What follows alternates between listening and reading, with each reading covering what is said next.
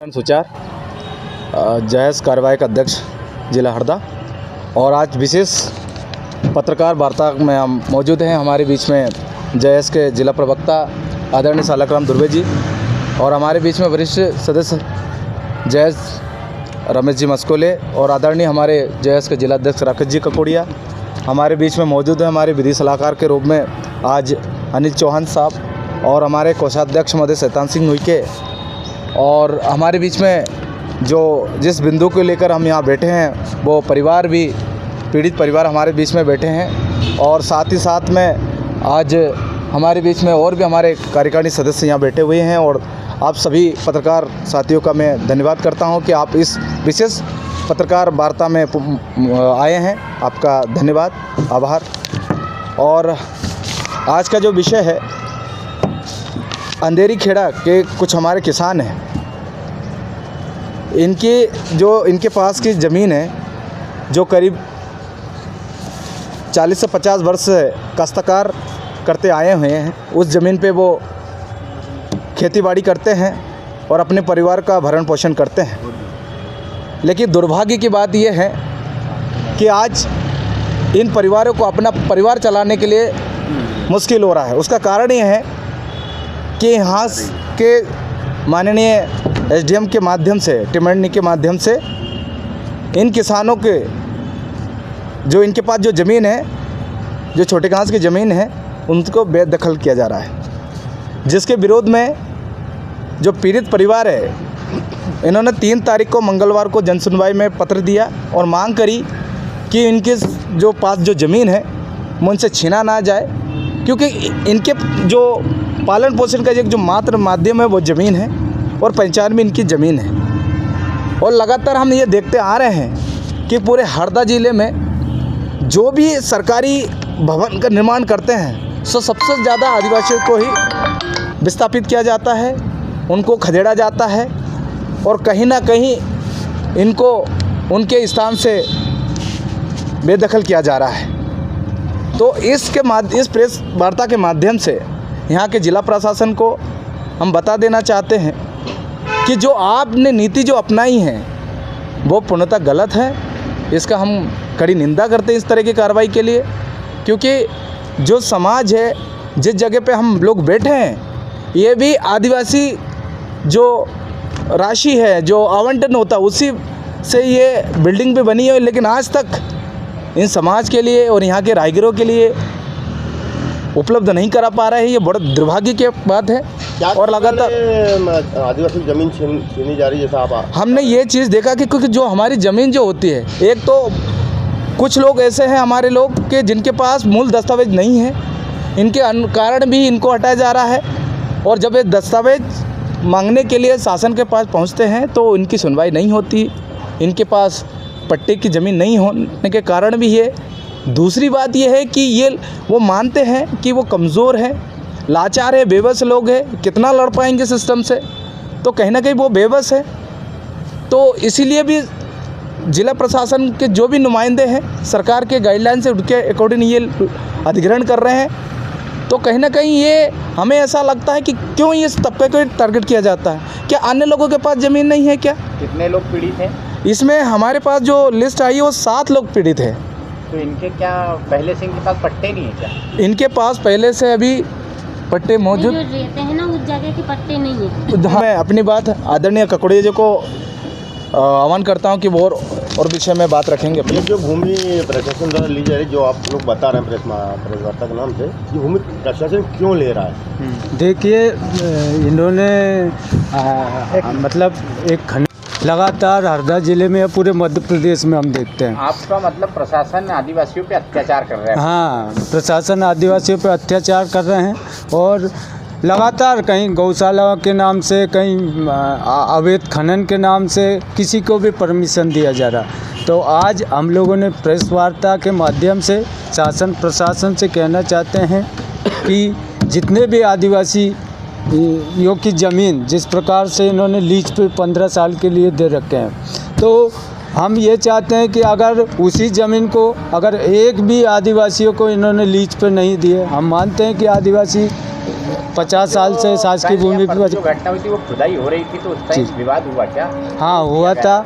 उसमें हमारे लोगों ने, पीड़ित परिवारों ने विरोध किया। तो अभी और भी चल रहा है काम की बंद हो गया? नहीं, अभी फ़िलहाल बंद है। और हम एक लिखित आवेदन एसडीएम साहब को लिखित देंगे और हम विरोध प्रदर्शन करेंगे। क्या आगे की अपनी रणनीति क्या रहेगी? आगे की रणनीति ये कि तत्काल उस परमिशन को निरस्त किया जाए, अन्यथा पूरे सामाजिक संगठन जैस मिलकर आंदोलन करेगा, जिसकी संपूर्ण जिम्मेदारी जिला प्रशासन की रहेगी। तिमन्नी विकासखंड और खासकर तिमन्नी विधानसभा के अंतर्गत पूर्व में वर्तमान में आदिवासी नेतृत्व चल रहा है, चाहे वो सांसद हो या विधायक हो।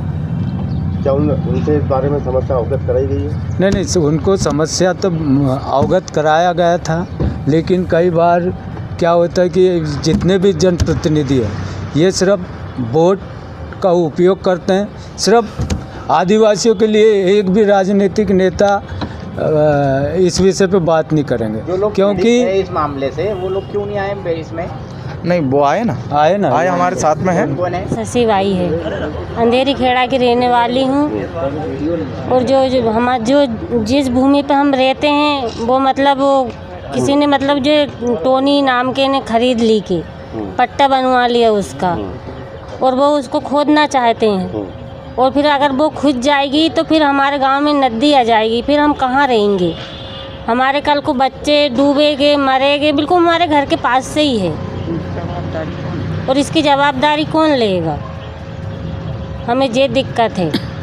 और हम इतने साल से रह रहे हैं, हमारी 3-4 पीढ़ी हो गई जब से, तो पट्टा नहीं बना। और उसने बोलता है कि मेरे पट्टा बनवा लिया,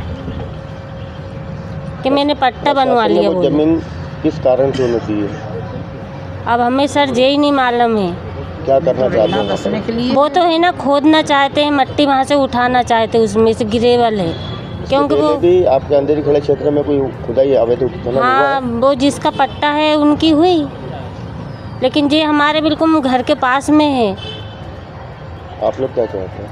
हम खोदने नहीं चाहते, खुदाई नहीं चाहते हैं। शासन प्रशासन तक ये बात पहुँचाने का है कि जब भी कोई विकास की बात आती है तो विकास के लिए उसको टारगेट आदिवासी को ही क्यों बनाया जाता है। कोई उद्योग निर्माण करना हो तो आदिवासी की ज़मीन हड़पी जाती है, कोई अगर डैम बनाना हो तो भी आदिवासी को बेदखल किया जाता है। जब भी कोई विकास का काम आता है तो आदिवासी इसका दंश क्यों झेलता है, जबकि उसका फ़ायदा सभी आम जनता को मिलता है। हर बार आदिवासियों की ज़मीन को ही निशाना बनाया जाता है। जो अभी वर्तमान में वो प्रकरण आया है जिसमें 7 लोग की ज़मीन को शासन ने, ऐसी जानकारी मिली है कि शासन ने लीज पर दे दिया है उत्खनन के लिए। तो इनके पास वर्तमान में ये कहा जा रहा है कि पट्टे नहीं। तो पहले यह भी तो देखा जाए कि उस क्षेत्र में और अन्य ऐसे और कितने व्यक्ति इनके पास पट्टे नहीं है। इस प्रकार की पहले जांच होनी चाहिए। इसके पहले भी जब गौशालाओं का निर्माण चालू हुआ था तब भी उस समय भी आदिवासियों की ज़मीन ली जा रही थी। तब भी मैंने व्यक्तिगत दखल लेके कलेक्टर साहब से और एसडीएम साहब से इस संबंध में चर्चा करी थी और उनसे ये आग्रह भी किया था कि पहले आप जिस गांव में गौशाला खोल रहे हो, दस्तावेज अपने पास तो है नहीं अभी फिलहाल में। आपके आरोप है ये? आरोप जो बैठे ना, नहीं, दस्तावेज नहीं है ना कोई दस्तावेज की ये ज़मीन वो वाली है, ये इतना रकबा है, ये उसका कथन नहीं, दस्तावेज वो भी हम आपको दस्तावेज अभी उपलब्ध करा देंगे। क्योंकि अगर हमारे पास जानकारी आई है तो बिना उसके हम नहीं बोल रहे हैं, उसकी दस्तावेज भी हम आप लोगों को उपलब्ध करा देंगे। साथ ही यहाँ पर जो टिमरनी विधानसभा है वो आदिवासी जनजाति के लिए आरक्षित है। यहाँ पर कोई भी जनप्रतिनिधि इस ओर ध्यान नहीं दे रहा है। अभी हम वर्तमान में आज जिस जगह को लेकर अपन क्षेत्र के विधायक के पास गए थे क्या? क्योंकि वो भी आदिवासी उससे आते हैं वर्ग से और उसका प्रतिनिधित्व करते हैं टिमरनी का। हाँ। हम गए थे क्या पीड़ित परिवार विधायक के पास गए थे क्या? अभी नहीं गए हैं। उनके संज्ञान में ये बात लाई जाएगी, मामला लाया जाएगा। बिल्कुल उनके संज्ञान में लाएंगे।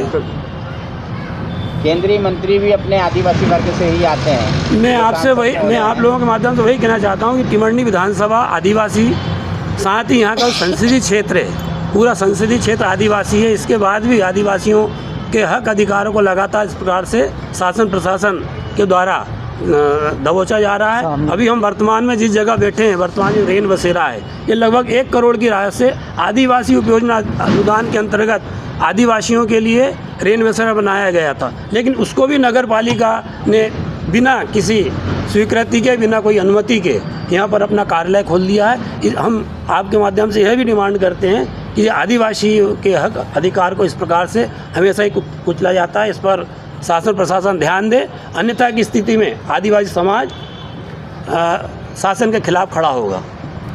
कई बार हमने इस भवन के लिए, रेन बसेरा के लिए हमने कलेक्टर साहब को लिखित शिकायत भी की। उन्होंने हम लोगों को आश्वासन दिया था कि हम लोग 8 दिन में जो भी कार्रवाई होगी कर देंगे, लेकिन आज 8 महीने हो गए, लेकिन आज तक कोई कार्रवाई नहीं की।